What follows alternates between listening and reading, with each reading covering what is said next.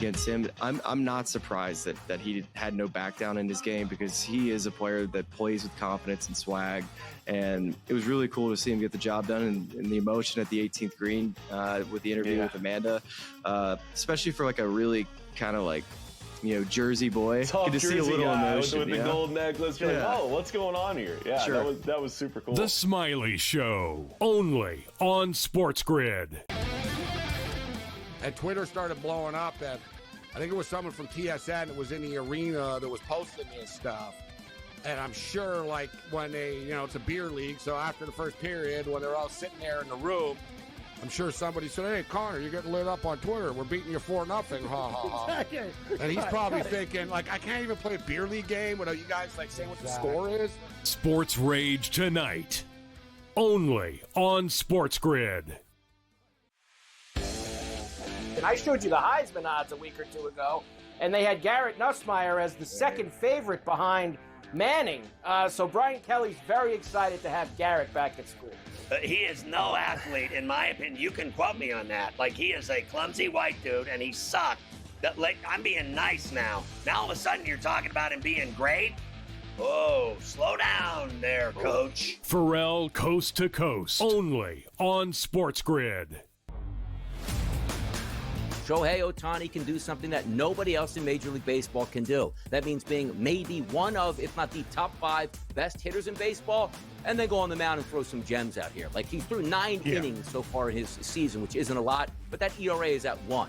Are we saying that once he gets to 5 and 6 innings, that ERA is going to stay at 1? No, it isn't. But if it does, my goodness. I mean, just hand him the Cy Young on top of it as well. It's cheating.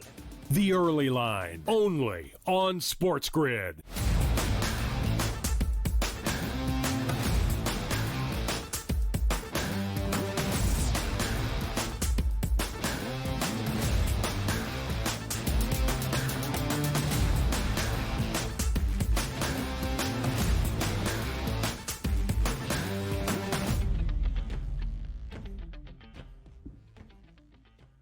We welcome you to hour number 3, our third and final, live right here on this Friday on the Early Line on SportsGrid. It's our final hour of the week as well on TEL. He is Donnie right side. I am Ben Stevens. But on this Friday, really the fun is just getting going. We'll have updates from the Open Championship at Royal Portrush.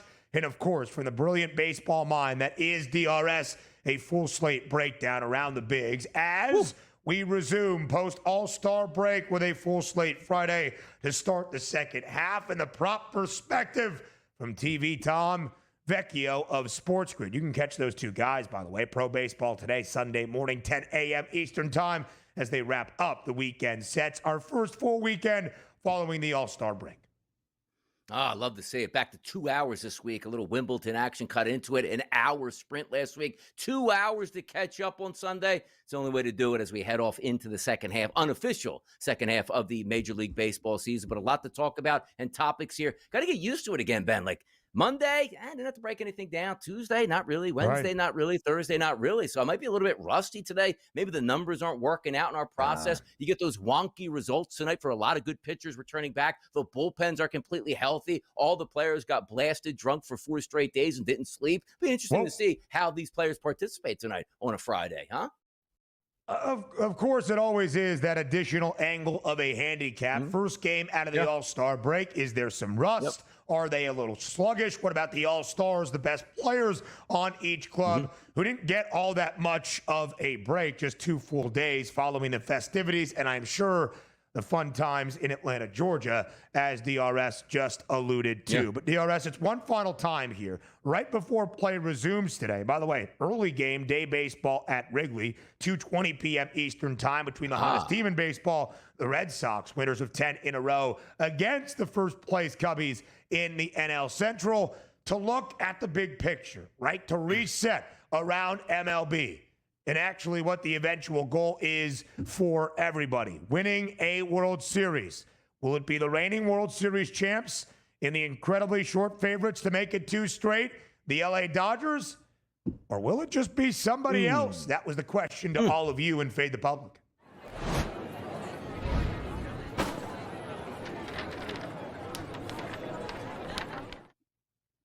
At At SportsGrid on Twitter, who will win the 2025 World Series? Will it be the Dodgers or will it be the field? In fact, when you have 29 other teams, DRS, it should not be a surprise that even with how short the price is on the Dodgers to win a World Series at plus 220, nearly $5 in front of everybody else in Major League Baseball, that the field would be heavily favored in this head-to-head matchup. And it should not be a surprise then that the public, and nearly 82% of it, backing the field.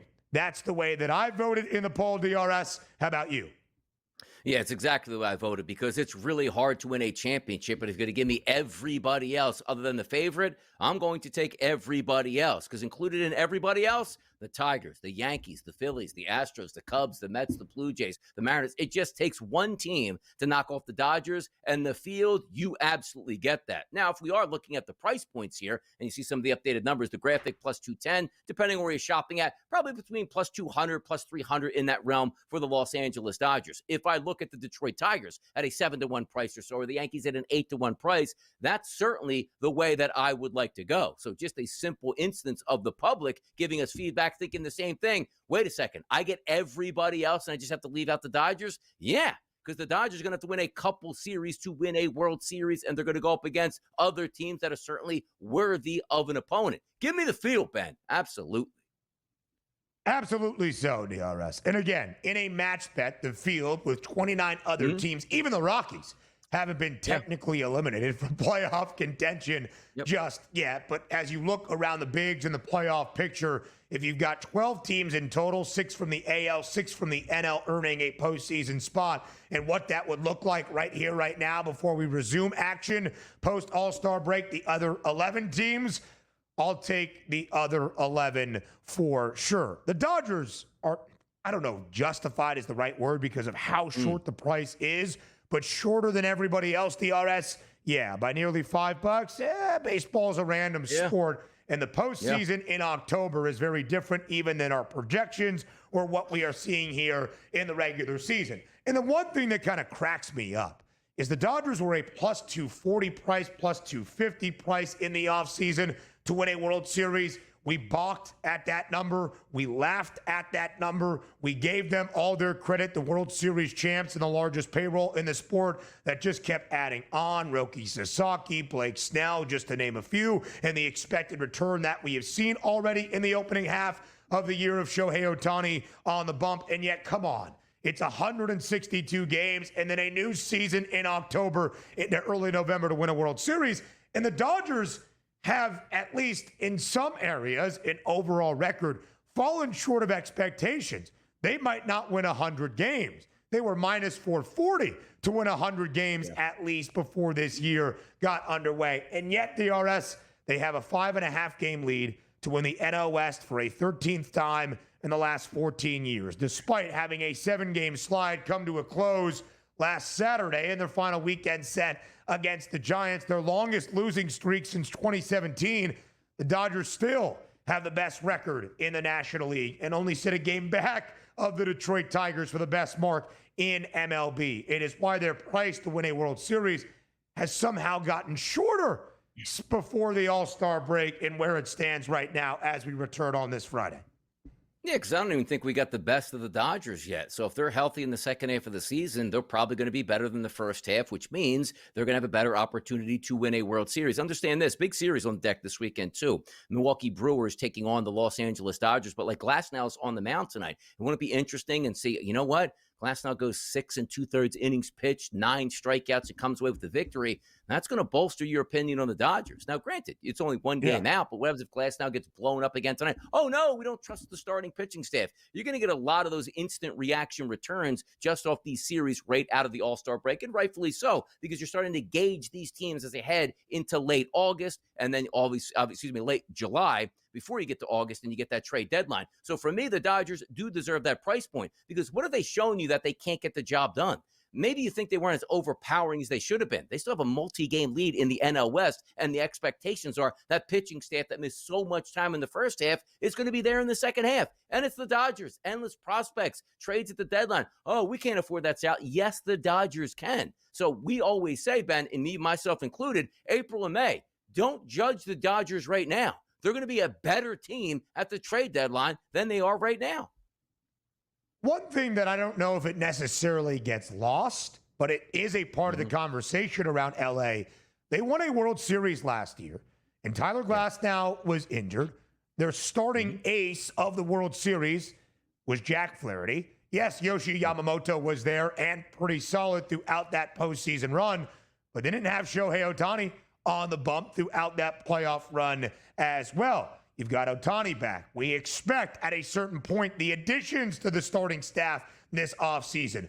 Blake Snell and Roki Sasaki to be there as well. And now Tyler Glasnow, who dealt with injuries, did not pitch at all in May and or June, making one start before the All-Star break, now nearly 2 Wednesdays ago, is back. And Shohei Ohtani hasn't gone 7 innings yet, but he's on the bump as well. It is almost like the embarrassment of riches for LA. And if they need something, DRS, in the next 13 days ahead of the trade deadline a week from Thursday, they are going to go out and find it as well. Again, the Dodgers should be the favorites, but a lot can happen the remainder of the way and certainly into October. We have highlighted this week the other teams to keep an eye on in the NL. The Phils have the best starting staff, maybe even more so than LA. We've got a lot of belief, DRS, in what the Astros are doing as of right now as well. Let's start to break down this full Friday slate on the Brilliant Baseball Mind next.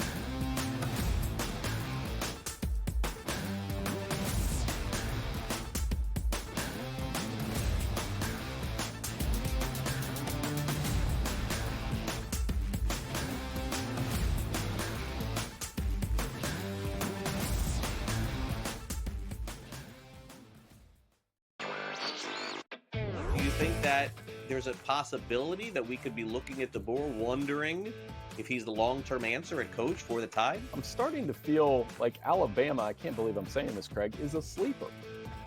4th easiest schedule in the SEC this year. Ryan Williams is back. I think the friendly, these early season games against Florida State and Wisconsin, that is friendly for Alabama. Newswire, only on SportsGrid. Paige Beckers, ready folks, is a top 10 WNBA player right now. You ever heard of the band Gladys Knight and the Pips? Yeah, it's Paige Beckers and the Dallas Wings. That's what she's got. You know what that means? She's got nobody.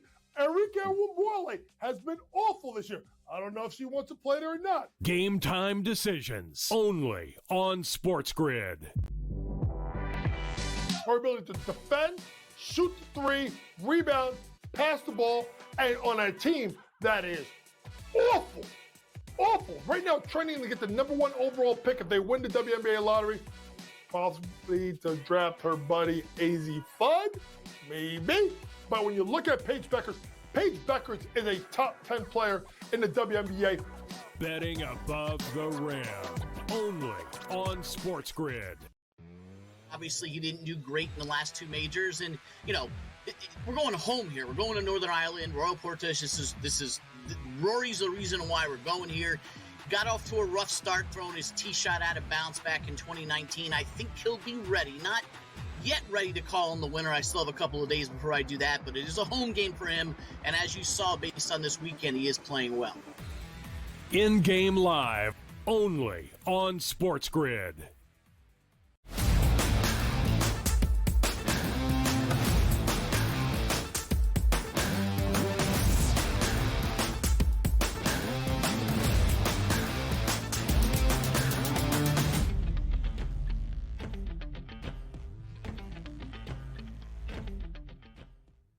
The second half of the Major League Baseball season resumes post-All-Star break with a full slate Friday around MLB. The brilliant baseball mind of Donnie Rightside is here to break it all down. He told you from the handicapping perspective and the XFIP and WOBA numbers, he's got to shake off the rust and get back to it. So do the players as well, DRS, who had either 4 days off during the All-Star break, or those best players, the actual All-Stars, had about 2 days off after the festivities in Atlanta. It starts bright and early. Come on, man. It's a summer Friday at Wrigley Field inside the friendly confines. That means day baseball. It's the Cubbies and the Red Sox. Game number 1 of the second half. Minus 134, the price on Chicago, DRS. The over-under is 8. The Cubs are a home favorite, but the Red Sox are the hottest team in baseball, entering the All-Star break on a 10-game win streak. What will we see here today to start off all of our action post-All-Star break? Yeah, by the way, I wonder how they get there, by the way, because Chicago's the home team, right? Like at Boston, you just get like a plane ticket, like, hey, man, I went out to Vegas. I'll meet you in Chicago. We're going to fly all the way back to Boston, take the team charter out to Chicago. Sort of like you could buy like an extra 12 to 18 hours, I guess, of more vacation time if you're just allowed to meet the team in Chicago. But that's neither here nor there. But the question does come up, though, Ben. How off were these guys over the past couple days? Because there are players that are like, you know what, man, baseball is my life. Fantastic. I take Monday off. I stay in the city of Chicago. I take some cuts here. I get some workout at Wrigley Field. Or it's like I'm going to completely disconnect and I'm going to fly out on Sunday night and I'm not coming back to the ball yard until Thursday and I'll be rested and ready. But how efficient will I be at this time? There are always things that pop up, and it's unique to Major League Baseball because you do take 3 to 4 months of a season, just go dark for maybe 4 or 5 days, then reappear back here. They're very creatures of structure, and I want to know how that impacts them. But if we're looking at the starting pitching, right, Lucas Giolito, last 60 days for him, Ben, a 91 xFIP minus, a 190 ERA, which is really nice. But you take a look at that price point, it's the Chicago Cubs as the favorite. Yes, they're a good team, but also you take a look at Boston, has won 10 games in a row. That has to mean something. 77 degrees at Wrigley, wind blowing in 7 miles per hour shouldn't affect it all that much. I love the way both of these lineups actually look, but if I'm looking at Colin Ray, I don't think he's as good a pitcher as Lucas Giolito is. You're coming back already into unknown territory. Like, what am I getting from either side? So I take the plus money here. I'll go plus 114 on the Boston Red Sox today, saying Giolito, I expect a good performance. He's rested. The bullpen is rested, and maybe it's just a coin flip between the lineups. Give me the plus money today on a team that's won 10 games in a row. Yeah, why not continue to roll on the other side? Momentum, always a huge thing in a sport that basically plays each and every day. But when the matchup is there and a little bit of plus money, as we're kind of finding our footing once again from the handicapping perspective, do not mind the look at all, DRS. The Red Sox, of course, 11-1 in July, winners of 10 straight, one of 4 teams that since the start of June are playing the best baseball in the bigs. One of 4 teams Boston is, with at least 25 wins since June 1st. The best to do it, the Brewers. We'll talk about them a little bit later on, 25-12. The Red Sox have won 25 games. The Astros have won at least 25 games. And then one of those divisional mates for the Red Sox as well, the Toronto Blue Jays. 25-13 for the Jays since June 1st. And because of it, a 2-game lead in the division in front of the New York Yankees. 3 in front of the Boston Red Sox, by the way. The Jays start their second half at home as a favorite in the 6 against Justin Verlander and the San Francisco Giants. Chris Bassett gets the nod on the other side for Toronto. 8.5 is that total. What's the play, DRS, today in the 6? They probably should expect runs on the 8.5. Why is that? The past 60 days, look at these two pitchers. Chris Bassett's got a 101 xFIP minus, which is right about average, but look at that ERA, Ben, at a 5.01 and an xFIP number of 4.16. You go down to Justin Verlander, a 115 xFIP minus, which is elevated, and then you take a look at a 5.34 ERA over the past 60 days and a 4.68 xFIP number. If you look at Bassett, he's a right-handed pitcher. You know what? He's been sensational against right-handed batters for most of the season, particularly in the power categories, but he does leak a little bit against lefties. Anticipated lineup today for the San Francisco Giants, it's not great, but with respect to having 5 lefties as opposed to going with like 2 or 3, which you may see in some lineups, which is a positive. The Toronto lineup past 30 days have been absolutely on fire against hitting right-handed pitching. And Verlander has really struggled over the past 30 days with left-handed batters. Now, here's the issue. You take a look at Luke, that's a lefty, Barger's a lefty, Wagner's a lefty, and Loperfido's a lefty. 5 right-handed batters. But sometimes you just look at that and say, they don't strike out. Verlander's not that giant strikeout pitcher that he was once in his career. So if I look at both sides and say, these pitchers can be had, yes, but also taking that with a grain of salt, saying, do we know the hitter's timing will be back right away? Because typically coming out of spring training, the pitchers are ahead of the hitters because they just haven't seen that good and that sharp of live pitching. You get through that in April, May, and then the hitters start to round form once you get the warmer temperatures. 72 degrees north of the border. But I got to tell you, if I'm just going straight off numbers, Ben, I'm going over today to this game. I am. And let's not forget, DRS, the Jays had their own 10-game win streak like their mates in the Sox entering that final week of the of action before the All-Star break. They have still won 13 of their last 17, Toronto has, despite dropping the final 2 games of their weekend set against the A's ahead of the All-Star break. What should be a marquee matchup today in Atlanta loses a little bit of luster. Did the Yankees All-Stars just hang out in Atlanta the last few days as New York will start its second half against the Braves in Truist Park? DRS, as I'm seeing it here, the Yanks, an ever so slight favorite. The Braves have a starter listed in Spencer Strider. Have the Yankees named that starting pitcher today against Atlanta? I thought I had Max Fried in there all the way through. Let me just double check to see what we have on the updated numbers at a couple of It doesn't, because I'm listed Max Fried on 1. If they don't, let's just say it is Max Fried and it's 8.5, we're going under. Like, you're talking about Strider, full gas, Fried, full gas. Fried used to pitching in Atlanta, so I'm like, oh man, they haven't pitched in this ballpark before. And I just look at maybe the timing being slightly off, but that does change, obviously, if we don't get the true starter that we think is going to be Fried with the New York Yankees. But for right now, if we're anticipating that, it's going to be the under in this ball game for me, Ben. Yeah, it's really interesting, DRS. Of course, Max Fried, the former Brave, his first year in pinstripes, wanted to be involved in All-Star festivities, was not out there. Spencer Strider on the bump for Atlanta. The Braves 11 games sub 500 at the All-Star break. If anything is going to happen, it's got to start right away. More around the Braves next.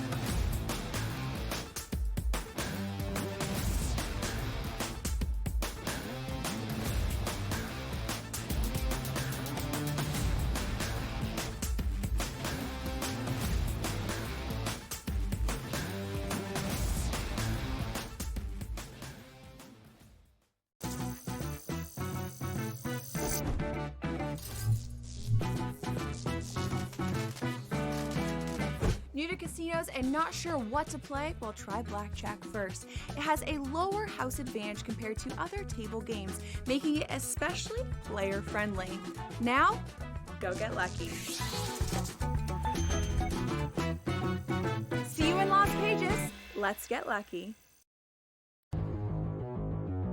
Seiya Suzuki and Pete Crow Armstrong, this is the first time the Cubs have ever had 2 players reach 25 home runs before the team's 95th game. I thought that was a stunningly odd statistic that you would have just thought, well, the Cubs, storied franchise, all these big superstars that they've had, and even superstar tandems, they've never been this good, and they continue to be that, man. They are just continuing to hammer the baseball. Pete Crow Armstrong, what an incredible trade that's worked out to be for the Chicago Cubs. Fantasy Sports Today, only on SportsGrid.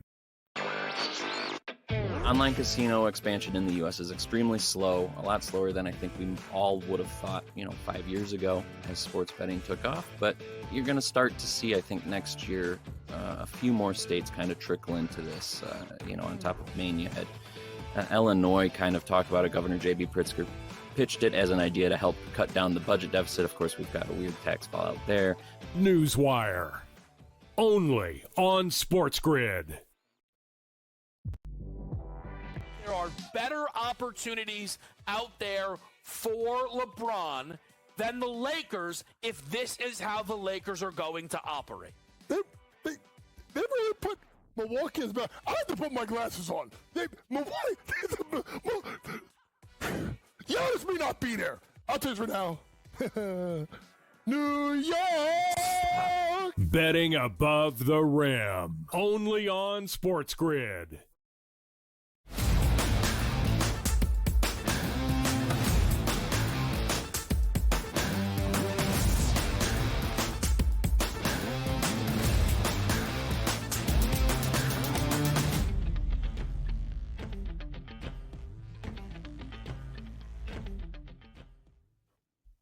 We continue all around Major League Baseball on this full slate Friday and our return to action following the All-Star break. The best team in the National League with the short price to win a World Series, that is the LA Dodgers. And their ace is now back. Tyler Glasnow, who had not thrown since the end of April, made one start against the Brewers in Milwaukee in the final week ahead of the All-Star break.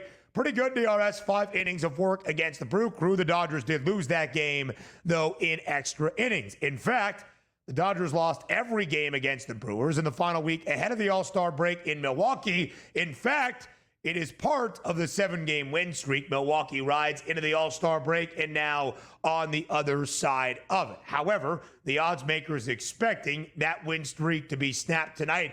8 straight. Not when it's minus 188 on the other side. And Glasnow gets the start tonight at the Ravine in Los Angeles. Total 8.5. Will the Dodgers snap the win streak for Milwaukee? Or can the Brew Crew get to 8 in a row? Yeah, I got to tell you, like looking at some of the statistics, and again, just coming off of the break, I think you're getting some general, like really good price points on these underdogs. You take a look at Quinn Priester, who's actually had a pretty good first half of the Major League Baseball season. He'll be that start, at least anticipate. I'm seeing some other outlets, maybe Jose Quintana thrown in there. So buyer beware today. There's a lot of mix-ups that might be on the card, and even players coming back into the fold like, hey, warmed up this morning, didn't feel so good, you go with somebody else. So just be on the lookout for that. But if it is Quinn Priester going up against Glasnow, I got to tell you, I like the plus 155 price. I got a good baseball team here on the horizon for Milwaukee, and that's sometimes all you can ask for. But against right-handed pitching over the past 30 days, Dodgers haven't been all there. Ohtani's great. Will Smith is great. Conforto's great. The rest of that lineup, a lot to be desired. You flip it over to Milwaukee and say, well, what can they counter with? Well, at least Turang, Churio, Yelich, Collins, and Durbin have high weighted on base percentages, and the team as an entirety have low K rates against right-handed pitching. And Glasnow, I don't know how long he's going to go for, so maybe turns it over to the bullpen a little bit earlier because, to be honest, the bullpens are fresh coming out of the All-Star break, which usually leads us to, hey, you know what? If you like to go up against these starting pitchers, you better get them in the first 5 innings because everybody's all hands on deck once you get to the 6th, 7th, 8th, and 9th innings. But for me, again, coming out of the break, just give me the Milwaukee Brewers. I'll take the plus 155 with a good baseball team at a good price. DRS, that first start for Glasnow since the end of April, 2 Wednesdays ago against the Brewers. He did go out there for 5 innings of work, did throw 85 pitches, only allowed 2 base knocks. Not an earned run, but a run was scored against him. Again, Milwaukee rallied to win that game in extra innings. The Brew Crew have won 7 straight. They're the top wild card team in the National League. They've got an advantage in front of the Mets. They only trail the Cubs by a full game in the NL Central. 2 teams, DRS, that need to start winning and winning right away to contend for a wild card spot in the National League. The Cardinals, who have cooled down, they're 4-7 in July. And the D-backs, who had postseason aspirations and have hit the crap out of the baseball, but are 5-8 in July and 3 games sub 500 overall. The D-backs will be a team to watch in the next 13 days leading into that trade deadline on Thursday, July 31st. Minus 130 the price on the D-backs today as they host the Redbirds out in the desert. Total 8.5. What do you like in the desert duel? I mean, Fault was pretty good in his last start, which is something we haven't said all that much in this Major League Baseball season in 2025. 8 innings pitched and only 2 earned runs given up. Maybe it's a bounce-back performance for the batters going up against him because he's generally not that good. Palante, on the other hand, a 95 xFIP minus over the past 60 days, which is solid, but an ERA of 4.86 and then xFIP dips down to 3.86. He's a very good analytical pitcher, but sometimes the eyes do deceive you. We go back to Brandon Pfaadt. His last 60 days, a 101 xFIP minus, which is right around average, but that ERA 6.66. Certainly not something that you want to see there. An xFIP number of 4.10. But again, I do lean towards the pitchers over the bats coming out in the second half. I would love to say, boy, they should both hit each other. But to be honest, I'll take the under 9 runs in this coming right out of the break. Full bullpens, once again, as I can't stress enough. And the starters with extra rest, they probably should be a little bit overpowering. Give me the under 8.5 in this game between the Cards and the Diamondbacks. Plenty of baseball still to come on the other side of the break from the brilliant baseball mind of DRS. But just a quick update, DRS, from the Open Championship. It is coming down right now in Northern Ireland at Royal Portrush. It is supposed to be a quick-moving set of storms, but it is raining. They just showed Rory, of course, who grew up not far away from Portrush, where he's probably thinking, this is why I moved to Florida all that time ago. Rory is 3 under for the tournament, 2 under today. Brian Harman posted a 65, the low round so far of the championship. He is the leader by himself at 8 under. More updates, more baseball breakdown next.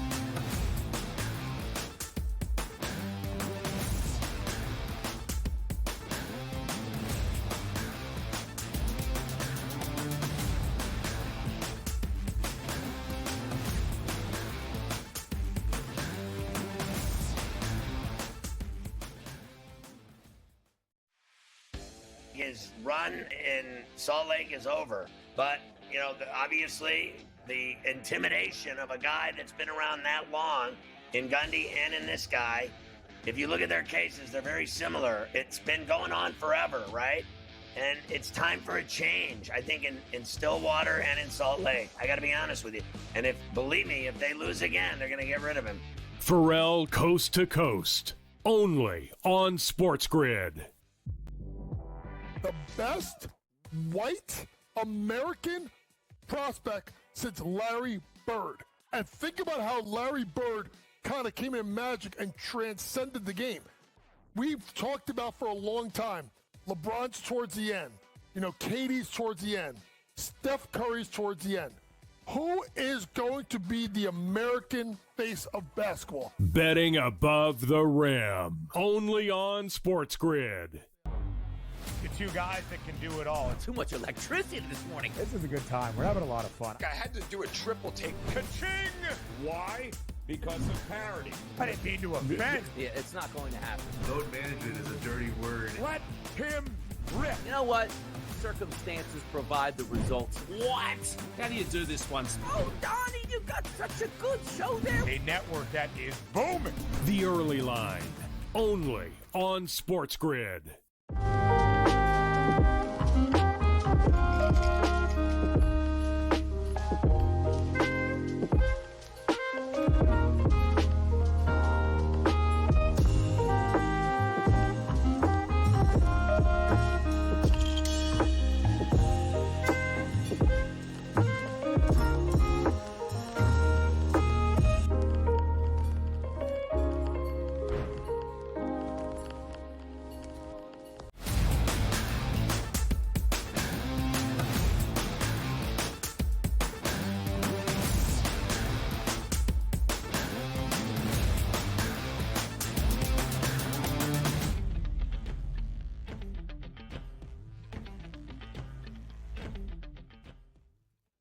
Quick update from the Open Championship as Cut Day Friday continues. As we shared, Brian Harman, who won the 2023 Open Championship at Royal Liverpool, now that solo leader, a 6 under par 65 in his round 2. He is 8 under for the tournament. One of our co-leaders after day number 1, Hao Tong Lee, 3 under on his opening 9. He is 7 under. And Matthew Fitzpatrick, another birdie poured in. He is 2 under through 4. He is 6 under. DRS, as I shared, the rain is coming down. Like, it is pouring right now on this Friday at Royal Portrush. We'll see how long the storms stick around. Rory just finished 2 under for the day, 3 under for the championship. He is T11. Scotty Scheffler just began, birdied his first hole. He is 4 under par after an opening round 3 under 68 on Thursday. And if Scotty Scheffler is going to be in the top 10 DRS, even with a guy that he is currently 4 strokes back of, Scotty is that short favorite at plus 190. As your Eurythmics sang, Ben, here comes the rain again. Look, you love it. This is why we like the Open Championship. You never know what you're going to get while you're out on that golf course. And if you do have clear skies and not a lot of wind, you better take advantage of it. And if you do, you will be rewarded. It'll be interesting to see if Harman at 8 under finishes as the leader after round number 2. Because as you talk about Lee, 7 under par, 3 under on the day. He's got his whole back 9 left to play. It'll be interesting to see because in the United States, right? You usually get that rain coming down. It's like, dude, these guys can go with pins. I wonder if it's the same sort of metrics that they can use there as opposed to we run it up on the green and we can't just judge it. But in the United States, when it's rain, that means you go after pins. Yeah, softer conditions, but could the rain be a sign of bad weather to come that these guys out in the afternoon and evening hours have to battle with? Matt Fitzpatrick, second best price now at 6 under for the tournament at 6-1. Brian Harmon, our solo leader at plus 650. But to Donnie's point, Hao Tong Lee only a shot back on the course as we speak. All right, back to baseball, full slate Friday. We go to Citi Field up next. The New York Mets, a half game behind those Philadelphia Phillies atop the NL East, send Sean Manaea out to the bump. Manaea, who did pitch in the final week entering the All-Star break in relief, now back as a starter as he worked his way back from injury. Minus 154, the price on the Amazons, DRS, against the Cincinnati Reds. My Reds. Let's get to 80 wins, boys. They have 50 here at the All-Star break. That total is now 7.5. What do you like tonight in the Citi Party on a Friday? Yeah, if we're just looking again at plus money numbers, I think it's pretty juicy here for the Cincinnati Reds. We don't really know what we're getting out of Sean Manaea. The expectations, it can be pretty good. I'll get back to that in a moment. But the focus here on Nick Lodolo, his last 60 days pitching, Ben, a 91 xFIP minus, which is very good, a comparable ERA at 3.33, and a very good xFIP number of 3.67. If we look at the last 30 days, which again does include a 5-day break on the All-Star break, but still most of the batters on the Mets, 25 plus at-bats against left-handed pitching over the past month. The only guy with a plus ISO and weighted on base percentage, that's Brandon Nimmo, who's a left-handed batter. The rest of the guys, very underwhelming, which brings me up to my next result where you say, all right, well, we don't know what we're getting out of Sean Manaea, but the one thing we know about him, he is a left-handed pitcher. Look at the lineup here for the Cincinnati Reds over the past month. Outside of Espinal and Joe, the rest of that lineup, all really high weighted on base percentages against left-handed pitching. So if I have Lodolo in pretty good form, Manaea, we should have a little bit of guesses. Yes, the Mets are at home. Both teams want to get out of the break with a good start, but I just look at that plus 138 price point and say to myself, I think I might have the better hitting lineup against lefties on my side with the Reds, and I'm getting plus money. I'll take the flip of the coin and give me that plus money today on the Cincinnati Reds. You know, it's a little bit unfair, DRS, for Sean Manaea, who made his season debut in relief against the Royals on the final day before the All-Star break. Went 3 1/3, 65 pitches, 7 Ks, but did allow an earned run, which was the walk-off winner for KC before the Mets hit the All-Star break. Glad to see him back. If you are an Amazons backer to make a run at the National League East divisional crown, to see Manaea back in that starting staff. One of the reasons New York got off to such a good start this year, pitchers maybe pitching above what we expected. Sean Manaea, one of those consistent starters for New York. Let's go to the team, though, in the top spot in the National League East. The Phils begin at the bank. Jesus Luzardo, awesome in his debut. First couple of starts for Philadelphia. Not so great in the middle, looking like he is finding his form again. The Phils DRS more than a $2 favorite at home against the Angels. Total 8.5. What do you expect out of Luzardo and the Phillies to begin post-All-Star break? Yeah, if you get what we expect out of Luzardo, that should be a Phillies win. But also understand this, Suriano has been very good over the first half, but sort of leaked oil over the past 2 to 3 weeks. And we'll see if maybe he got something together over the All-Star break. If you look at the lineup today for the Angels, at least anticipated, you got Neto, you got Ward, you got Adele, Soler, Rengifo, and Ohapi with decent weighted on base percentages and ISO power going up against left-handed pitching. If we look at the Philadelphia Phillies, however, they're not a big strikeout team against right-handed pitchers. And also, you don't have a big strikeout pitcher in Jose Soriano, and particularly the left-handed batters. But here's still the interesting thing.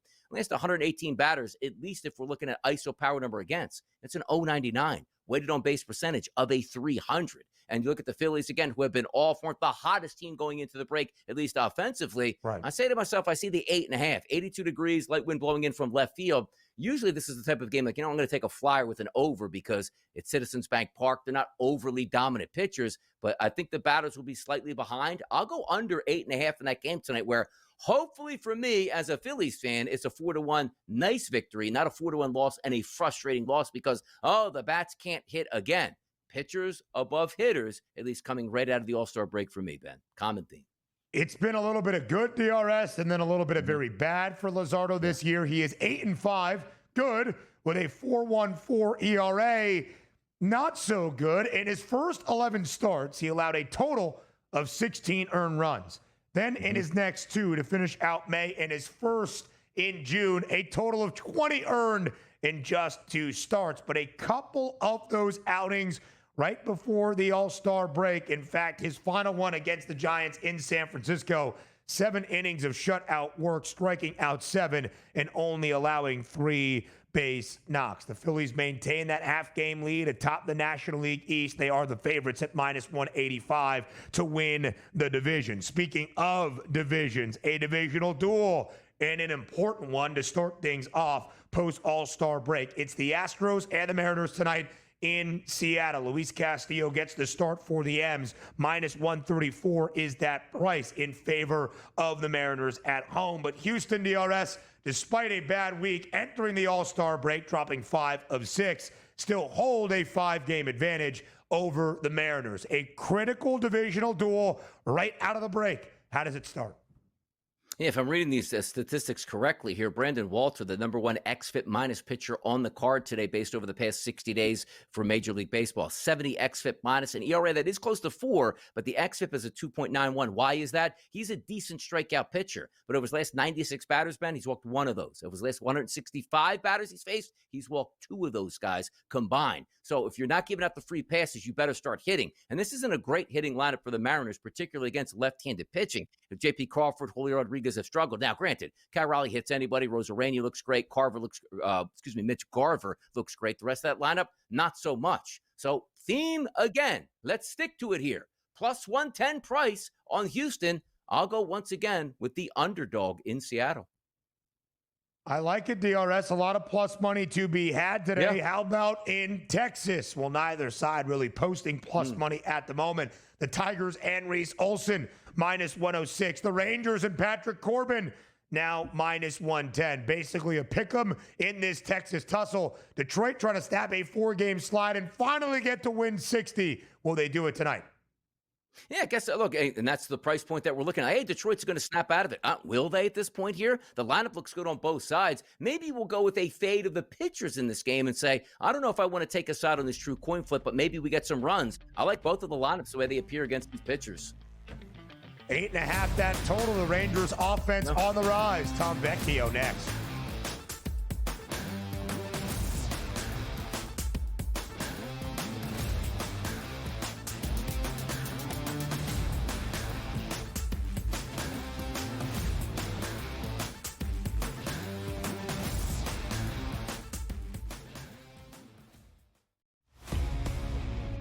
Oh, yeah, time for the sprint. Let's go streaking here. Don't I mean streaking through the quad. I mean streaking in Major League Baseball, which is what the Boston Red Sox actually are doing right now, Tom. 9-11, 9-12 on the rotation. You have to put some stock into them, especially with their hitters. What the Red Sox are doing, they're scoring runs early, they're scoring runs late. Doesn't matter if it's a walk-off, they're putting up runs consistently, hits consistently. Pro Baseball Today, only on SportsGrid.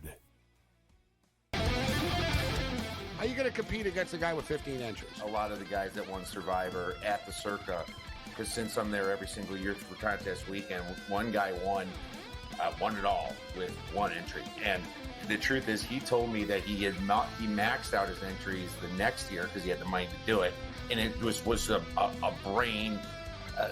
It messed with his brain, right? Sports Rage tonight, only on SportsGrid. Aaron Judge is great, but if you want to talk about full contributions to a team, maybe I'm biased as a former catcher myself, but I think Cal Raleigh's working a little bit harder than everybody else, and I think Cal Raleigh should be right in this thing. If he sets that single-season home run record for a catcher, I think that's probably what it's going to take for him to overtake Judge. I don't think it's impossible for him to get there. I think it's unlikely. Fantasy Sports Today, only on SportsGrid. The game is on. The stakes are high. But the action isn't just on the field. He's rearranging that rim. Get it inside! SportsGrid's in-game live. Your ultimate second screen experience. A little flyer, couple of 15.5 point live line. Every prop, every play, every day. Anything can happen. That's complete chaos. It's smarter to be on SportsGrid.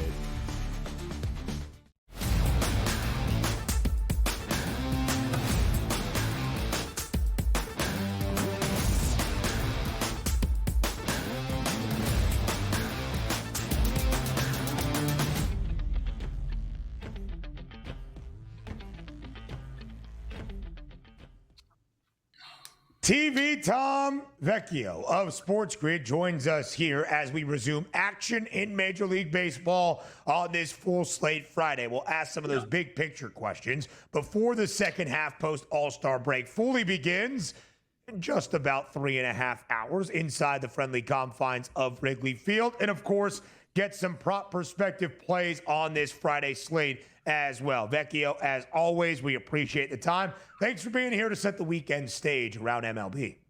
Of course, thanks for having me back. Baseball is back. We have a lot to get to. As you said, things get started early with a day game. We'll take a look around, like a big picture, and then we'll get to some NFL. Ben and I in the second segment. I'm ready to roll. All right, Vecchio, home run prop king. That is what you are. So let's break down the home run leaders at the break and what the odds expect at the end of 162. Of course, Big Dumper, our home run derby champion, Cal Raleigh, has the most long balls at the break, 38. He has a 3 home run advantage in front of Aaron Judge, who has 35. And yet, Vecchio, Judge is favored at a -140 number to be the home run leader when all is said and done. Let's start right there. Do you agree with the odds that despite trailing by 3 dingers, Aaron Judge will have more than Big Dumper at season's end?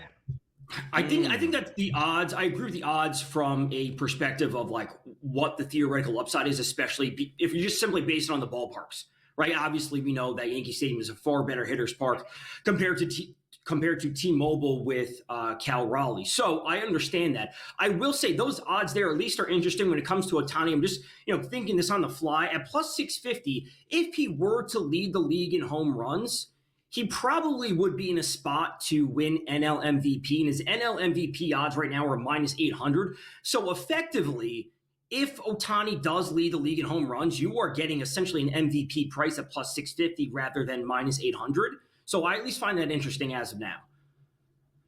Yeah, it's fun. It's going to be fun to talk about the rest of the way because we're expecting a lot more home runs in the dog days of summer here. And certainly that battle on the AL MVP might be decided of who gets the 60 home runs, who gets the 50 and whatnot. But let's take a look here at the NL Cy Young Award market because it's interesting and it feels like it's between just 2 players at this point. Paul Skeens of the Pittsburgh Pirates and Zach Wheeler of the Philadelphia Phillies. I do agree right now that the favorite should be, or at least on my side of it, with Zach Wheeler. The reason being is I expect Zach Wheeler to pitch all the way through the end of September in high leverage situations. If the Pittsburgh Pirates are smart for me, Tom, they won't be throwing Paul Skeens in meaningless baseball games over the final 2 weeks. But then again, it's Pittsburgh. They're a stupid franchise. How do you see this going down the stretch between Skeens going head-to-head with Zach Wheeler?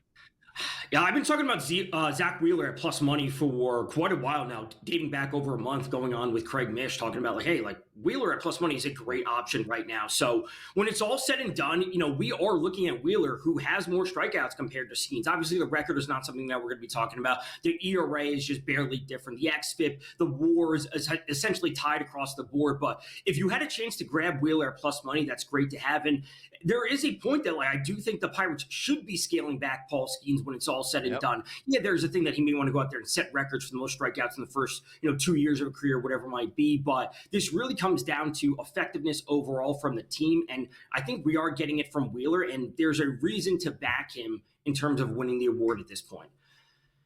These odds have shifted constantly in the last 2 weeks, even when we have not seen any baseball in the last few days. Skeens was a minus money favorite about 2 weeks ago. That straw poll comes out that says Wheeler should win NL Cy Young for the first time in his career. He goes to -140. We were debating this 2 days ago.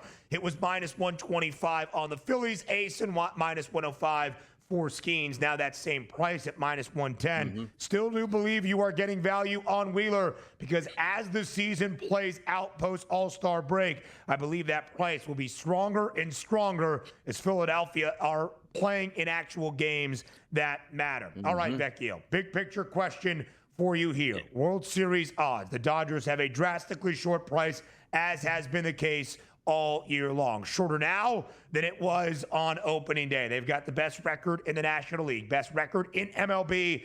That's the Detroit Tigers by a game. Best price for an AL team to win a World Series. Right now, in the final few hours before we resume action on the diamond post All-Star break, what is the price, if I forced you to bet one, that you would do right now around those World Series markets? It would be a team playing in a few hours, and that would be the Cubs.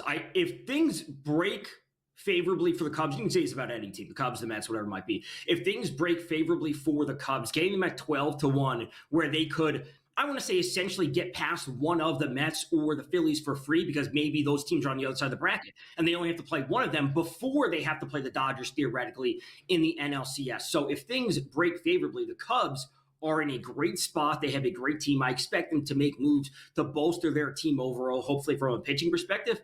Cubs at 12-1. How about that, those Chicago Cubs taking on Boston today. The Windy City gets Major League Baseball's unofficial start of the second half underway at 2:20 Eastern, but late night tonight, Tom. We go to T-Mobile. That's at Pitchers Ballpark out there. Walter, if you haven't heard, over the past 60 days, as I was explaining to the people, Tom, a very low xFIP minus guy on the mound, and Mr. Walter taking on Luis Castillo. The anticipation of the second half in the Pacific Northwest. What is it for you in this game? It starts with the under. You know, there's always a lot of talks like, oh, okay, what are we going to see from these teams? Are they going to come out slow? Are the Red Sox like a team? Are they going to carry over their momentum? Are the Astros going to bounce back after they had a break after losing so many? Brandon Walter's a good pitcher. Like Donnie is talking, he has a sub-3 xFIP on the season. Now, granted, that's in a 40.2 inning sample size, but still, the pitching environment that we have overall. Again, if these teams start off slow today, I'm not going to be surprised. I'd be more interested in the over tomorrow, but give me under 7.5 to start for today.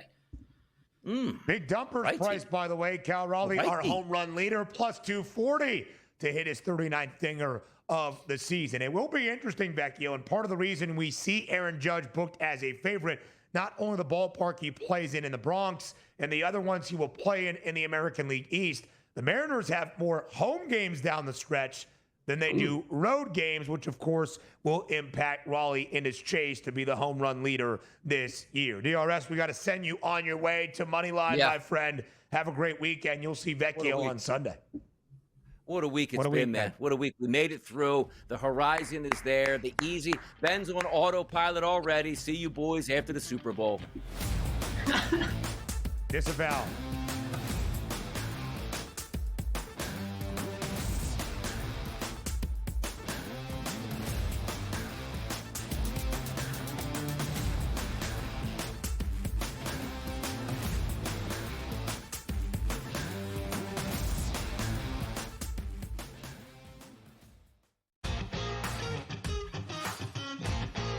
Against him, I'm not surprised that he had no back down in his game, because he is a player that plays with confidence and swag, and it was really cool to see him get the job done, and the emotion at the 18th green with the interview with Amanda, especially for like a really kind of like, you know, Jersey boy. Tough Good to Jersey see a little guy emotion with the gold necklace. You're like, oh, what's going on here? Yeah, that was super cool. The Smiley Show, only on SportsGrid. And Twitter started blowing up that I think it was someone from TSN that was in the arena that was posting this stuff. And I'm sure, like, when they, you know, it's a beer league, so after the first period, when they're all sitting there in the room, I'm sure somebody said, hey, Connor, you're getting lit up on Twitter. We're beating you 4-0. Ha, ha, ha. And he's probably thinking, like, I can't even play a beer league game without you guys, like, saying what the score is. Sports Rage tonight, only on SportsGrid. And I showed you the Heisman odds a week or two ago, and they had Garrett Nussmeier as the second favorite behind Manning. So Brian Kelly's very excited to have Garrett back at school. He is no athlete, in my opinion. You can quote me on that. Like, he is a clumsy white dude, and he sucked. Like, I'm being nice now. Now all of a sudden you're talking about him being great? Oh, slow down there, coach. Pharrell Coast to Coast, only on SportsGrid. Shohei Ohtani can do something that nobody else in Major League Baseball can do. That means being maybe one of, if not the top 5 best hitters in baseball, and then go on the mound and throw some gems out here. Like, he threw 9 innings so far in his season, which isn't a lot, but that ERA is at 1. Are we saying that once he gets to 5 and 6 innings, that ERA is going to stay at 1? No, it isn't. But if it does, my goodness. I mean, just hand him the Cy Young on top of it as well. It's cheating. The Early Line, only on SportsGrid.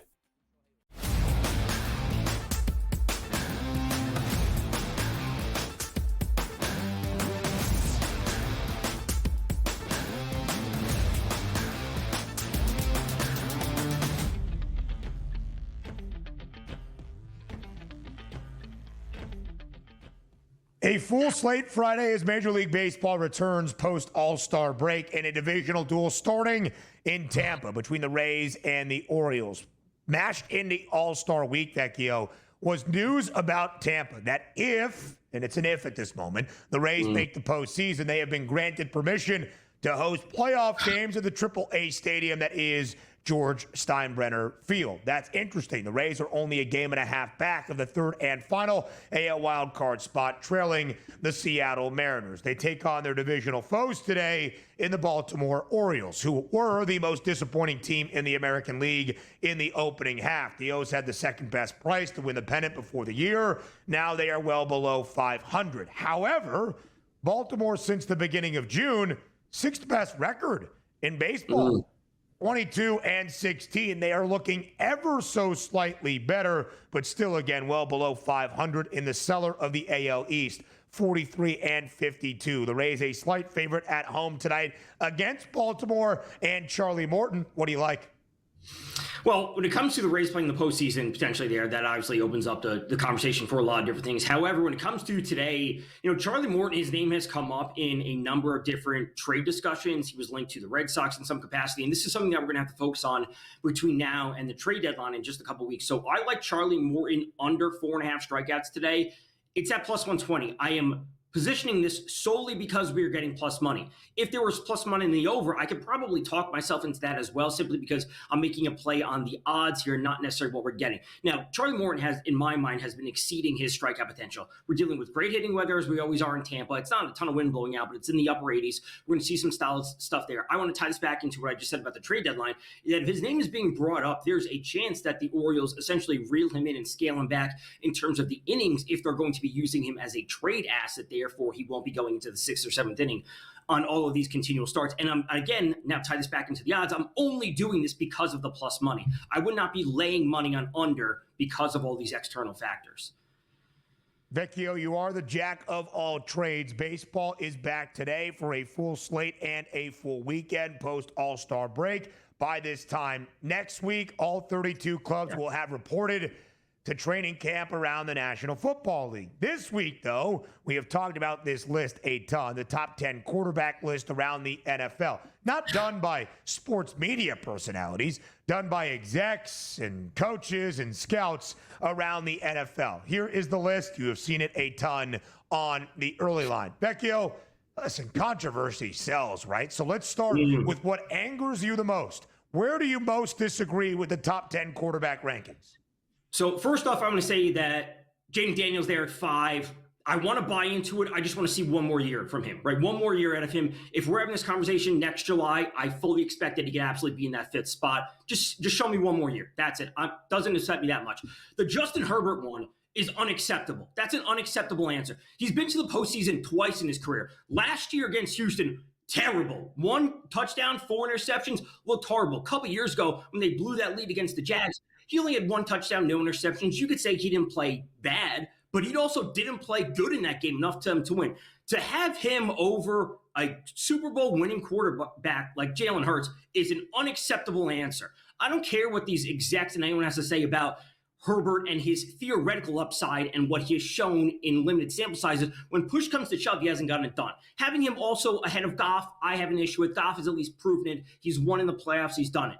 It really should be Hurts at that 6th spot, maybe tied with Stafford. Then you have Goff. Then you have Herbert. And again, Herbert deserves to be on the list from a talent perspective. When it's all said and done, he hasn't gotten it done when rubber meets the road in the playoffs. He's looked terrible.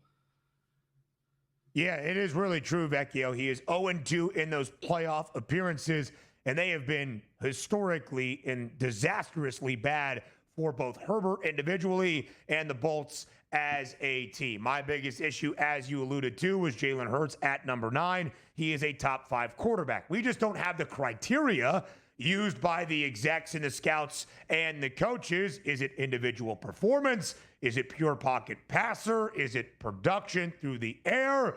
Is it playoff success? Because when you look at that list, there's a couple of guys that won some Lombardi trophies and have played in Super Bowls.